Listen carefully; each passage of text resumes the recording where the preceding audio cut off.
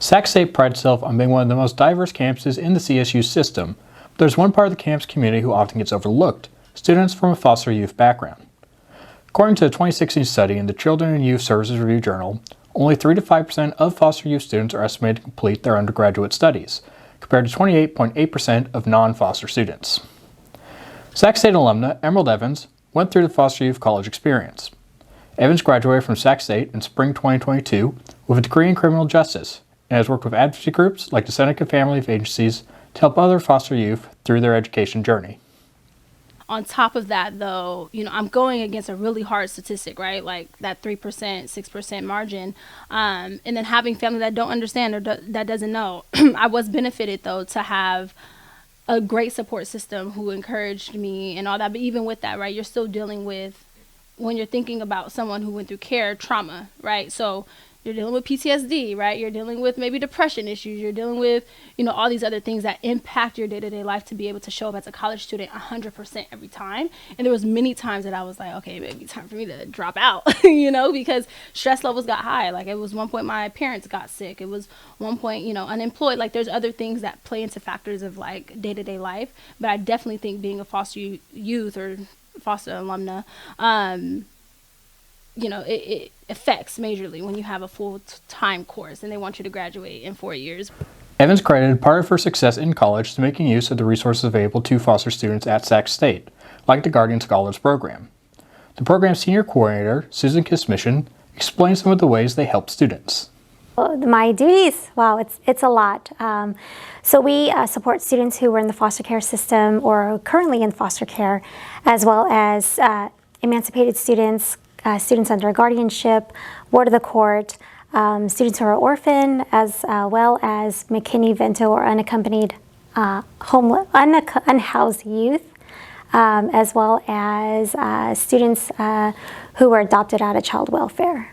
And we serve academic support, general advising. We offer emergency funding, so if there's a financial crisis, we're able to, through the generous donations of donors, able to fund students. According to Kismission, there are currently 107 students in the Guardian Scholars Program. She identified one of the main differences in the needs of these students compared to the general campus community.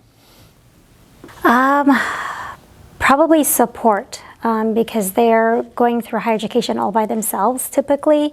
We kind of like serve as I call it like a bumper guards. We're here to help support them with anything that they need support in. It's just a matter of getting those students in to ask for help. Sometimes a lot of our students don't like to ask for help because being in the foster care system, they had grown up at a very, very young age, versus, other students on campus who have that financial and family support.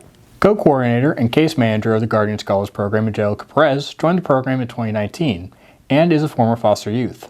So, I had to grow up very quickly and I was the youngest. So I think growing up, it was normal, but there was a lot of missed opportunities of getting involved with things. And so I didn't do any extracurricular activities. I didn't do any sports. Like, you went to you got yourself to school and back home and you fed yourself, and that was kind of, you were like in survival mode if I think back to it.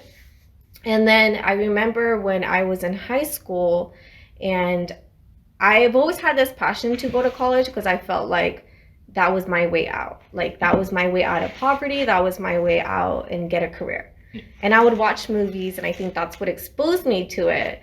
And I think also like teachers were very saw my potential, and that was very nice because they would encourage me to do well.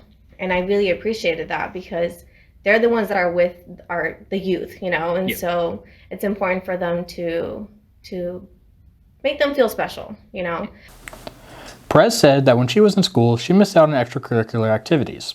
She saw college as an escape from poverty and was encouraged by her teachers. Perez noted that issues for foster students weren't confined to just academics. Two of the most pressing concerns for these students are finances and housing. Perez said many of these students rely heavily on their financial aid and personal income, not having someone to ask for help.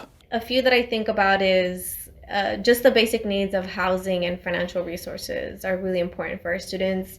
A lot of our students don't have a home to go to, and so when they move to Sacramento, this is their new home. And so we need to help them find affordable housing, which is very difficult right now, especially with the increase in cost of living. And so a lot of our students are relying heavily on their financial aid and or if they have a job, that income. And so it's very difficult for them if they're experiencing like, I need to pay more money on this or that, they can't really ask someone to help them, you know. According to Perez, the program has seen a consistent flow of students entering the program and graduating, about 20 joining and about 20 graduating, with a retention rate of 87%. Last year, 24 students in the program graduated, 5 of which were graduate students. Evans, for her part, plans to pursue a career as an attorney for foster youth students, encourages foster youth in school now to learn about the resources available to them. And so every single CSU should be getting some money to help expand foster youth programs. So specifically Guardian Scholars. I think the name could look different depending on your campus, but here at Sac State it is called Guardian Scholars. So just know that there's some work being done to make sure that they're reaching, you know, who they need to reach and that the services are well equipped and efficient enough to serve the population of foster youth. So I think that's really great to hear. I want to say the number may be about $700,000, about $714,000 Sac State's getting. So it's a really big number, which means great money is coming to help support, and that there's obviously a need that has been identified and that it's being in the works. So shout out to Guardian Scholars. If you need any support as a foster youth, yes, definitely tap in with Guardian Scholars. I wasn't that involved because I had to work, but you know, that priority registration, additional supports, I think they have like an emergency funding, like all those types of things are really, and I think they're trying to branch out to see the needs of foster youth on campus at Sac State. So kudos to Guardian Scholars and what they're doing for foster youth. Yeah. The Guardian Scholars Programs office is located at Lassen Hall in room 2032. Students who qualify for the program could apply either in person or online at the program's official website. For more coverage of Sac State and the campus community, follow State Hornet on social media and visit statehornet.com. I'm Jacob Peterson, reporting without fear or favor.